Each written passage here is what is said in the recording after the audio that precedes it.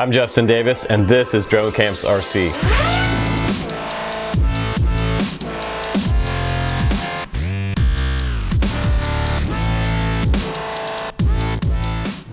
Hey, what's up guys? I'm Justin Davis. Welcome back to the channel. Thank you for subscribing on the Drone Camps channel.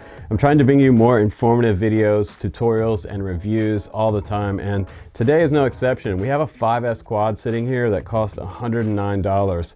You guys have seen this one on the channel before. It's the STX225. It is 5S capable with 35 amp ESCs on here, and they're individual ESCs as well. So if you want to get a race quad that has some pretty high-end components, you can get stuff a lot cheaper if you decide to get the kit version versus buying the bind and fly. The bind and fly or the PNP without a receiver is going to be a lot more expensive than just buying the components and building it yourself. So a lot of the DIY guys out there that are out at the races, the multi-GP racers, a lot of those guys pick and sort their own parts for particular builds that they want to do. But this has replaceable arms on it. It does have 2204 motors on here, and it has a nice sort of low profile 4-bolt on top, very modern frame design. It's actually a lot better looking than that Tyro99. That thing did not do well on my channel, and you guys saw that. It flew for about 30 seconds and the ESC like fried. One of the chips on the ESC just kind of caught on fire and smoked. So that was a bad kit, but for $99 you kind of are leaning toward the edge of where you might have component failure, because some of the components they throw in the box, it's almost like they take some of the parts from the factory that they had left over and build a kit from, say, 2-year-old parts. And they could have been sitting around a warehouse somewhere, who knows what. So with that said, be careful about what you buy out there, and make sure that you watch the honest reviews out there and really see how these components hold up. I've had this quad now for several weeks and I have been flying it, and every time you guys watch a review on this channel, it's always kind of a dirty quad sitting on the bench. I don't get something the first day and then go review it and put the video up the same day just to be the first guy out of the gate on YouTube to review something, and because you can't formulate an opinion with experience by doing that. You just can't. So you have to go out and spend some time with stuff and then review it. That's just my philosophy here on the channel. But if you would like to be my Patreon, again, I have to mention this on every video because there's some guys that still don't know about it, even though I do try to mention it. You're gonna get different tier levels on my Patreon. $1 you can jump in there for, and I'll give you tech support as well, and we'll talk person to person on inside Patreon, and all the way up to the $20 level I have free t-shirts with the logos on the front. So those are pretty nice, and those are large XL and 2XL t-shirts available. So without further ado, let's go ahead and charge up some 4S 1300 batteries and a 5S battery and get out there and do some flying with this quad. I think you're going to be impressed with what I have here, and when we come back in the studio, I'll show you some of the upgrades and mods that I did. It won't affect the flight performance on here at all. It just made my range a little further. So you can choose to do some of these upgrades on yours if you choose to get this kit yourself. But let's go ahead outside now. Let's do some flying together. Here we go.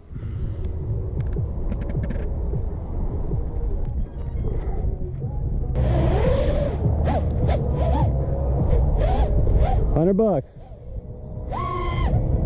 Woo!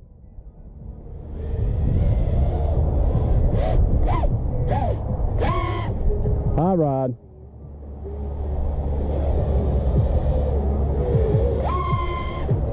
It's crazy.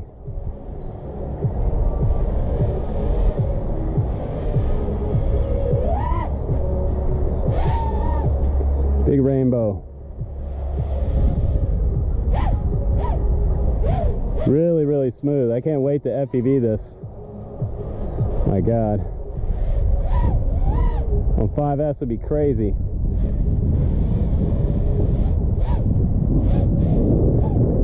Sounds really smooth.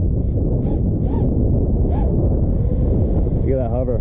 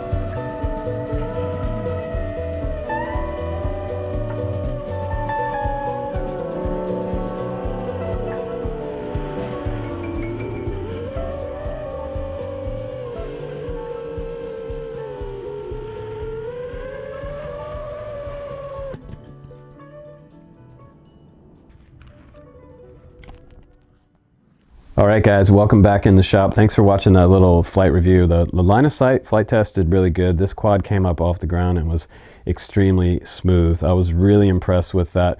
I also have some of these new Cyclone props on here from Dow Props. You can check those out in the link below. I want to say thanks to Harvey for sending those over to me to test out for you guys. I have a bunch of new Cyclones, and you can check out the Dow Prop website for more new releases. They have all kinds of new props coming out this fall, but let's go ahead and talk about the price on this quad real quick. Really quickly, it's $109.99. It has 5-star reviews. Who knows if those are real or not? Maybe they are, maybe they aren't, but people are buying these all over the world. Now, what I also wanted to show you was that there is a frame kit available for this as well. So you can get this frame kit for $21, which is really cool. It's the SKYSTARS STX225. And a lot of you guys want to know if there's parts available for these quads that you're buying. And that's a big question on a lot of people's minds. So yeah, that is in stock right now. You can buy now, add to cart, pay for PayPal, whatever. So it's cool they have those frames available. And they also have the 225 motors. Those are those 2204s, 2300 kV motors that are able to do the 5S battery. So that's kind of nice. This is sort of a little bit mid-range kV on here. Anything higher than that, and you're probably going to be risking blowing up the motor. So just keep that in mind when you're running sort of a bigger battery on there. But that's pretty cool. Those are $8 a piece. If you want to upgrade something, I would almost say to go for, let me see if I can get into the motors section here for you. This is what I would do for an upgrade on this one. This is the Emax RS2 2306 motor, and these are $24 a piece, but they are some of the best motors out there right now, and they can handle, I believe these ones can handle up to 6S. Yeah, it says 3 to 6S right there. So I don't know if I'd run these ESCs on 6 because it is spec'd out at 5. But later on, if you wanted to have a 6S rigged, you could upgrade the ESCs as well and have a real nice 6S ripper. So those are all the components that are available, and the motors are available as well. So if you had one motor go out, a lot of times I tell people, if you're going to make an order for a kit especially, and I've told this to companies so many times, and I wish they would do this for you guys. Whenever you order a kit, the best way to do it is order an extra motor along with your kit. So you're going to order 5 motors, not 4, because a lot of times you go out and you do some flying, and then the first month, it's usually when you break your motor, or you bust a motor bell or something. You can't get another motor bell, so you have to buy a new motor sometimes.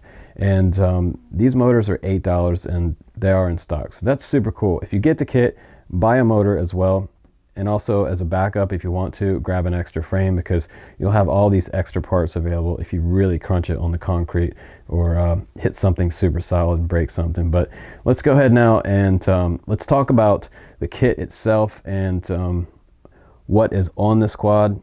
And if you want to build this, do remember that I did this whole build already on the channel. If you go back and look, it says like 5S for $99, and the $99 price point was because I was using the coupon down below that should get this thing to around $99. I think it's like a 15% discount, even maybe 10 to 15%. But anyway, let's go ahead and take a little closer look at this quad, and you guys can check out some of the components that I added on here to make it just a little bit better. Okay, so now we can go ahead and break it down and talk about the components that are on here, and I can do an honest review for you on the gear that's on here. The first thing that I took off here was the VTX. I wasn't a big fan of the VTX that came along with this one. You can fly with it, and it will get you out there pretty far, and I think there are better VTXs out there. For this price range, you can afford to upgrade it, and the one that I would recommend upgrading to is that sort of 1000 milliwatt transmitter from AKK. If you look a little bit closer here, you can see it on the very top of the stack, and there was already one little plate up here. All I did was take that top plate off and then just mount this to the top of the stack. So this is nice that these bolts are long enough just to accommodate another type of VTX. So this one's called the Infinite DVR VTX from AKK, by the way, and it does have that MMCX connector back here, and I ran it up through the top of the quad, and this is going to be a temporary setup, guys. You don't really want to do a vertical mount setup for your antennas because these do break off. The SMA connector can hit and crash, and this will just break right off. So this is very temporary. Normally the way I would suggest doing this is bringing it out the back like this and then just bending it up back here. That's going to be a much better setup, and it's just going to bend down when you crash. It's likely not to break it off. Much better for impacts. If you're new to flying quads, that's definitely the way you want to do it. And if you look at the very top of this frame, this is awesome. They already have 2 little holes right there for a zip tie. So put a little piece of 3M VHB underneath the carbon here in between the frame and the antenna post, and that way it'll give it a little bit of cushion, and then you can run a zip tie around it, right? Maybe one there and one back here as well, just to give it a little extra strength. You always want to add at least like 2 zip ties on sort of a horizontal mounted type of antenna setup. But also on here we have an F405 flight controller, which is now running their latest Betaflight 3.5, and I'm pretty happy with the way this performed. When I first test flew it, I thought it sounded really smooth and really nice in the air, and it just seemed to be really well set up from the factory with the components that they provided. So maybe my build was spot on, but it really did have a really nice feel, and it was really precise flying at line of sight. And then when I went to do FPV with it, it just really felt good. Now this is a Lollipop 2 antenna back here that I upgraded to, and you can get these from Foxeer, and I'll try to find a link for you for these. These are really great, and they're a lot smaller than some of the other larger sort of cloverleaf antennas out there. Now the frame itself is 225 millimeters from motor center to motor center, and it's not exactly a true X design. It is a little bit stretched from front to back, but it does have those replaceable arms on here, which is kind of cool. And I showed you before, you can get new arms and a whole new kit for this for about $22, I think it is. So it's a really cost-effective frame. And also the arm thickness on here is 4 millimeters. The bottom plate is 2 mil. The side plates are 2 mil. And the very top plate is also 2 mil up here at the top. So not super thick on the top plate. I think they probably could have done 3 here. But also nice on this frame is if you look at the very bottom right here, we have holes that go through the bottom, and you can access the flight controller right through here. So that's really cool that you can do that. And this is really where the secret sauce is in this particular build, because they provided ESCs from SKYSTARS that can handle BL Heli 32, and they're capable of 5S. I believe they go 2 to 5S. I don't know why you'd want to run 2, but the maximum burst on these ESCs is around 40 amps. So I don't know if I would run 6S on this. I would probably stick to the 4 and 5S batteries. It's going to be your best choice with this particular ESC. But remember, you're going to have to use BL Heli 32 configurator to make this change this motor direction or to update the firmware. Also, if you want to change the motor direction, you can swap 2 of these wires right here, and that's kind of the manual way of getting the motor to turn a different direction. And BL Heli configurator only works on the PC. It doesn't work on the Mac yet. Now this is what I did like a lot about this particular frame, is that you do have really good camera protection front and back here. You don't have any issues with space right there for being able to get the maximum amount of tilt you want. You can bring it way down for some slow flow cinema type stuff, or you can bring it way up for some kind of freestyle, or bring it to sort of a 20 degrees for FPV racing. So you have a lot of options here with this type of camera mount setup. 2 sidewalls on each side, and I believe those were actually 2 millimeter, it says, for the side plate thickness. So it's a really easy frame also to take apart. There's 4 bolts on the top plate, and that's pretty trendy right now. It's also really narrow in the middle, and getting this quad together versus the Tyro99 was like night and day. The Tyro99 was a little harder to build, and this is more of a traditional racers type frame. So you'll see this frame around the multi-GP tracks more than you would something kind of wonky looking like the Tyro99 is.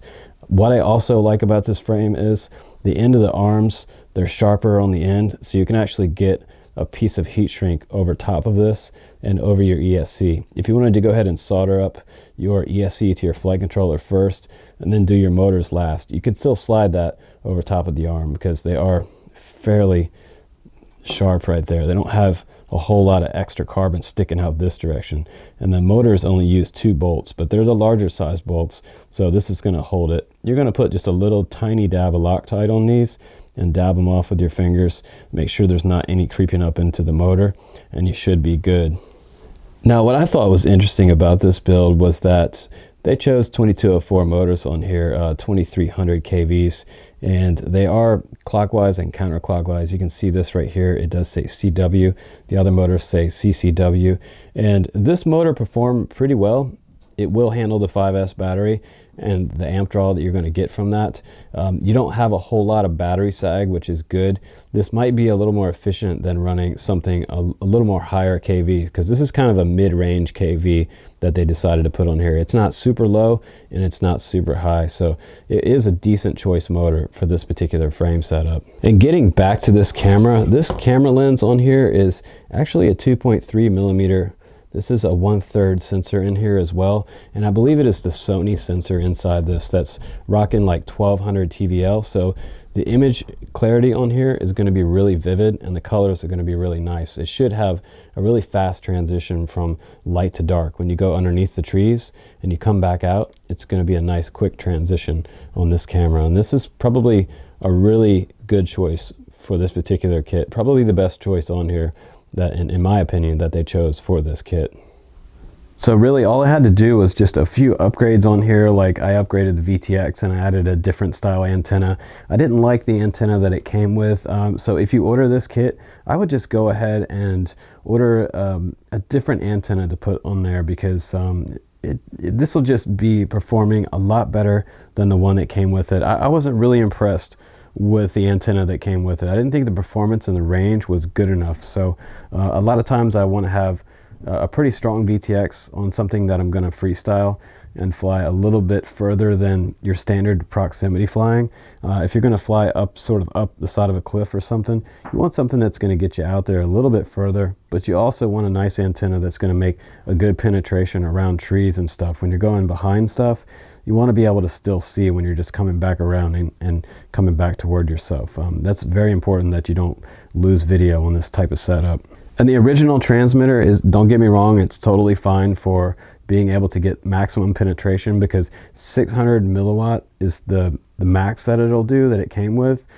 So 600 milliwatt is actually really good for freestyle, and a lot of times I will run 600 milliwatt when I'm out freestyling by myself. If I'm with friends, then I'll crank it down to 200. If we're kind of flying right next to each other, it's just kind of common courtesy not to run 600 around a lot of other people. But the AKK one, like I said, will do 1000, and it has an onboard DVR, which is really kind of cool. But for this particular setup, it has enough power that I'm going to run my GoPro right on top of this, on this couch right here. My new GoPro Hero 7 fits on there quite nicely, and you can probably find one of these TPU mounts online somewhere. Just go on Google and type in TPU GoPro mount, and they do have all kinds of different setups. You can even get ones that wrap around the whole camera itself and will protect your GoPro in a crash.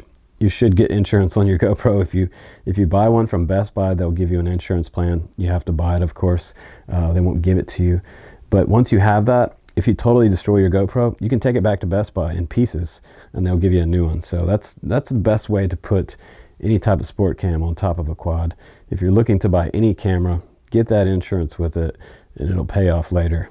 But that's about the end of this review for the STX225, and I'm glad that I got the time to be able to just go through this quad for you guys, show you some of the upgrades on it, show you some of the flight characteristics of it, and really get into this frame, because I think they had something pretty decent going here, and I think a lot of people might have missed this one because they were so kind of infatuated with the Tyro99 and the other Q215 that I showed on the channel. This one didn't quite make as much waves, and I think it just needed a little more video out there for people to be able to see what this one's capable of, because kits are highly underrated, and kits can actually be a lot of fun to build and do maybe your first build. Not a bad idea, because on this one you don't have a 4-in-1 ESC, you have replaceable ESCs on the arms. So that's a huge benefit. If you have one ESC go out, you're not spending another $40 to replace everything. These ESCs are, I think they're probably like $8 or something like that a piece. So a really good deal for a replaceable ESC. But I think overall, I'm gonna give it like a, say something like around a 4.5. I'm gonna take off for, I wasn't a big fan of the VTX on there. I wasn't also a fan of the antenna that it came with. So those are only really the big recommended upgrades that you need to do. That's what I would do, and that'll make it a much better flying quad. And like I always said, get rid of those stock props that came in the box. Fly those for some beater props, but upgrade to some dowel prop cyclones later, and just buy 4 or 5 packs of these because they fly awesome. So thanks again for watching my reviews, guys, and some honest opinions on the STX225. Hopefully you guys appreciated it, and maybe you have one of these now and you've been flying. If you like yours, let me know how you like it down in the comments below. But thanks again for watching, guys. I'm Justin Davis. Take care, be well, happy FPV everybody, and I'll see you on the next one.